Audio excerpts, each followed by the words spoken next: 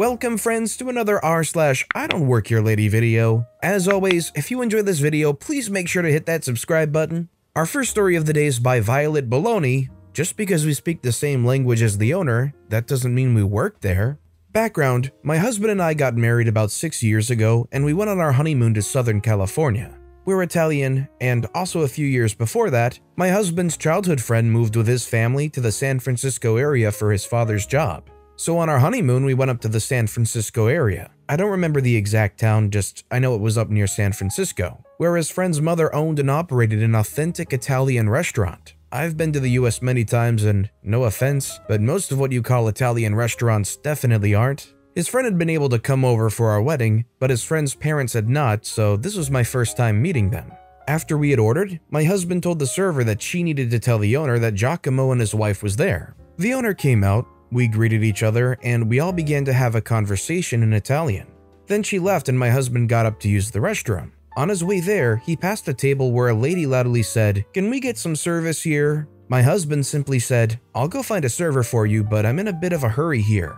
The lady then said, "I know you work here. I just saw you and your friend talking to the owner in Spanish or whatever gibberish you were speaking. Take our order." My husband, not wishing to incite anything, just ignored them and went on his way, telling a server on his way that the lady's table needed help. I assume they got the help they were looking for. Later in the evening, the owner did her rounds of the restaurant, checking if everybody had a good meal. The lady said, "The food was fine, but service here sucks." The owner asked who their server was, and the lady then pointed to my husband, who was finishing his meal, and said, "Him. Do you actually let employees bring their friends and eat with them when they should be helping customers?"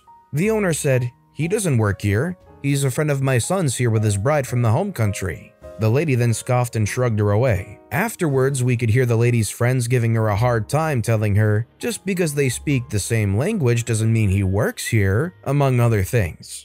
The lady was turning red at all this, and when it was time to leave, marched over to our table and told my husband, "You're not fooling anyone. You work here and your poor service reflects poorly on this place." And then she pointed at me and said, "I don't know who you're trying to fool here, but those are obviously fake." My husband had to explain to me later that she was talking about my chest. All the women in my family are well blessed in that area, where some of us see it as a curse, like me, and others see it like a blessing, like my husband.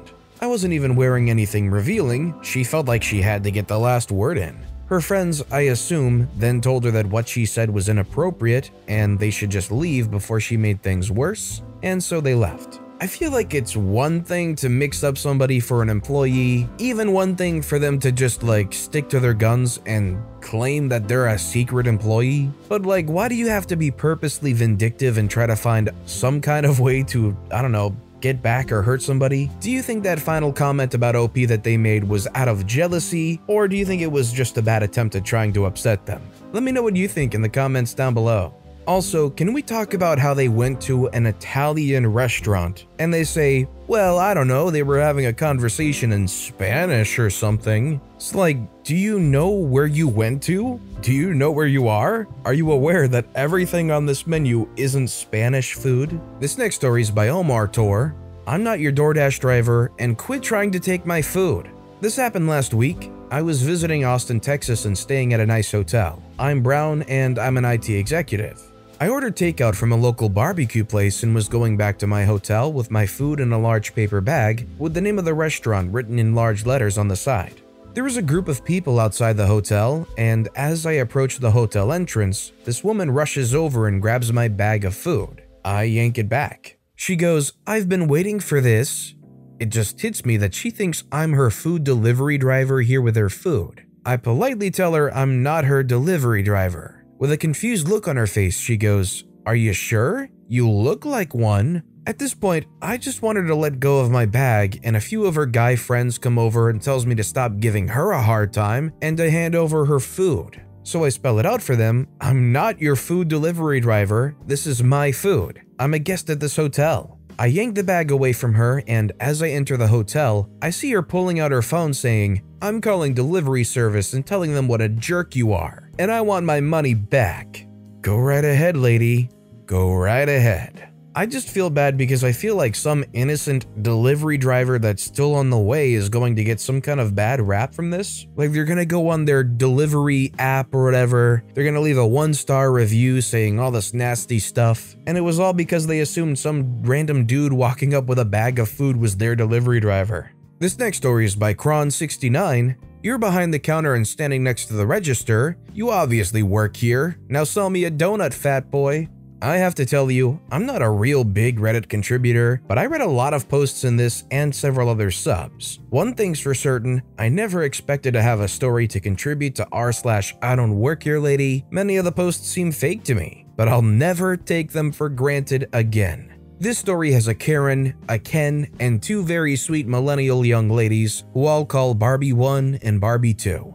I own a corporation in financial services and insurance that requires me to meet primarily with business owners on a regular basis. I'm providing products that they're required to have, and these are big dollar financial service and insurance products. About 90% of my business is in my office, but about 10% of my clients I will visit in their shop or homes, especially the really top level clients. Last Wednesday, I stopped by one of my clients' places of business. We'll call him Eddie. Eddie owns a fancy donut shop that's very popular and has a line around the building every single day. During COVID, his line was literally halfway around the block due to distancing. I came near the end of his rush and I set up some papers and my laptop to the right of his register while he finished the short line that was left. He checked out people on the other side, and I wasn't near the donuts or the customers, and I thought nothing of it. This becomes important in the story, so I should tell you that I'm a 450-pound guy. I'm big, really big, and I'm proud of it. The name calling and stares don't bother me. As I waited and continued to pull up the info I'd need for my client, Eddie went in the back to grab some trays of donuts and told the next customers in line, Karen and Ken, that he'd be right back. Apparently, Ken and Karen didn't want to wait, as I shortly heard the ever so famous ahem a couple of times before finally looking up at them to see who wasn't responding to them. I didn't think they were trying to get my attention, but they were. I didn't even get a word out and Karen blurts out, "How about you get up off your butt and help out? We just need a half dozen glazed," and the other guy disappeared. I said, "Ma'am, I'm sorry, but he just went back to grab some new trays of donuts. He'll be back in just a few minutes. Since I don't work here, I wouldn't have the first clue on how to help you. Sorry." Karen literally chuckles out loud, rolls her eyes, shakes her head, and looks at Ken in a "he's full of crap and just being lazy" look. Ken immediately turns his head to me and says, "Look, buddy, we just need 6 donuts. It will take you 30 seconds and put them in a box and ring us up, and you can go back to lounging on your stool." I respond in kind, "Well, buddy, I don't work here and have no idea how to work the register and help you. Plus, I don't work here and all." Karen, now standing behind Ken on her tippy toes like she wants Ken to go all MMA on my butt, looks up and says, "Who's your boss? Was it that guy who went to get more donuts, or do you have another manager?" Again, I tried. "Ma'am, I own my own company. I'm here on personal business with the owner, Eddie. He's the same gentleman that went in the back, yes, but he's not my boss. I really don't work here." Just then, Eddie comes back out, slides the new tray in, and asks Karen and Ken if he can help them.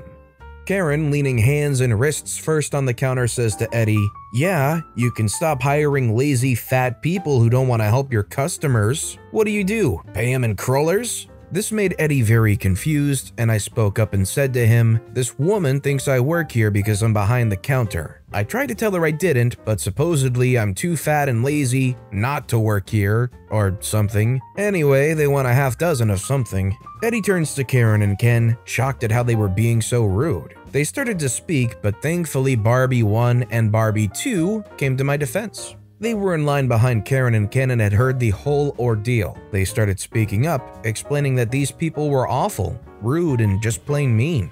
After hearing that, Eddie simply kicked them out and told them not to come back. Ken wasn't quite done though. As he left, he turns and says, "Thanks so much for your help, you fat freak. I hope you have a heart attack before you turn 50. I'm 53, by the way."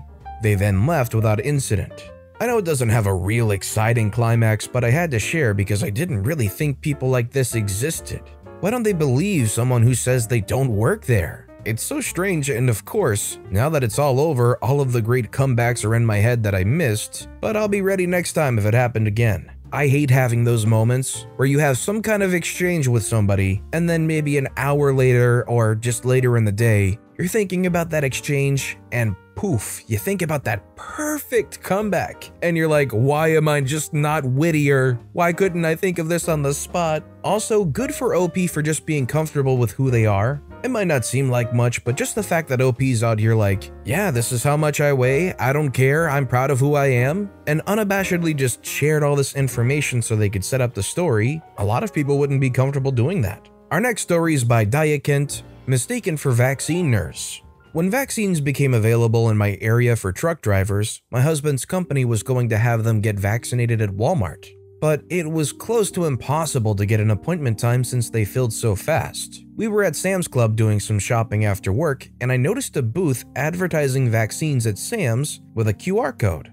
I scan the code and stand there trying to figure out how to get my husband an appointment. A woman comes up and asks me, "Do we just do walk-ins to get vaccinated?" I told her I don't know, and she left.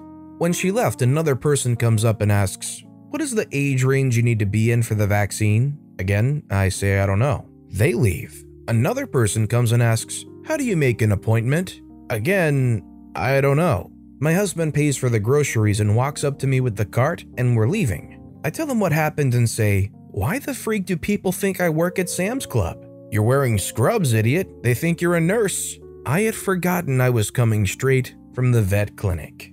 Yeah, that'll definitely do it. If you're up around the vaccine area and you're wearing scrubs, I feel like that might legitimately be one of the few times wearing scrubs in Sam's Club might be acceptable to assume they work there.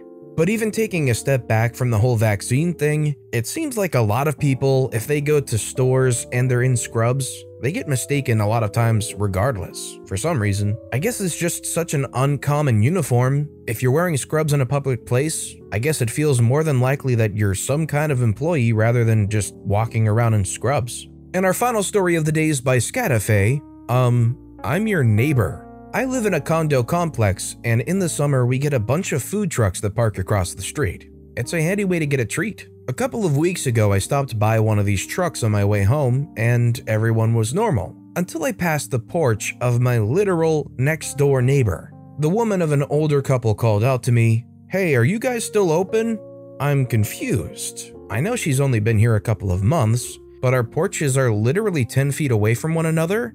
There was no way she hadn't seen me and didn't know I lived there. I'm polite and try to subtly correct her. "Oh, yeah, they're still open over there." "Good. I'm glad to hear you guys are still open." I stand there confused, an acai bowl in one hand and keys in another. Maybe I looked like another person who worked there, but what about me says I was on the clock? Did she think I was doing deliveries? "Hold on, we'll be over in just a minute." She goes back inside before I can try to explain that I don't work at a truck, I'm just one of her neighbors. Confused, I just went inside.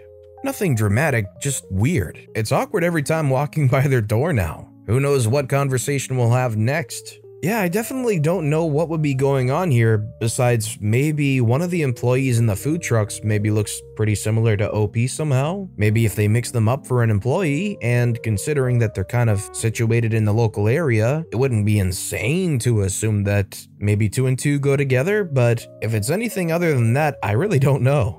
But with that being said, that's a wrap on another bunch of stories here today. As always, if you guys have any favorite videos of this bunch, let me know which one in the comments down below and why. And if you enjoyed the stories in general, if you could subscribe to this channel, it'd mean a lot to me. I make these videos daily, and it's by far and away the best way to support my channel. So no matter what you did, whether it was subscribing or liking, leaving a comment, I just appreciate the heck out of you guys. And as always, I'll be back tomorrow with even more stories right here on the Storytime channel.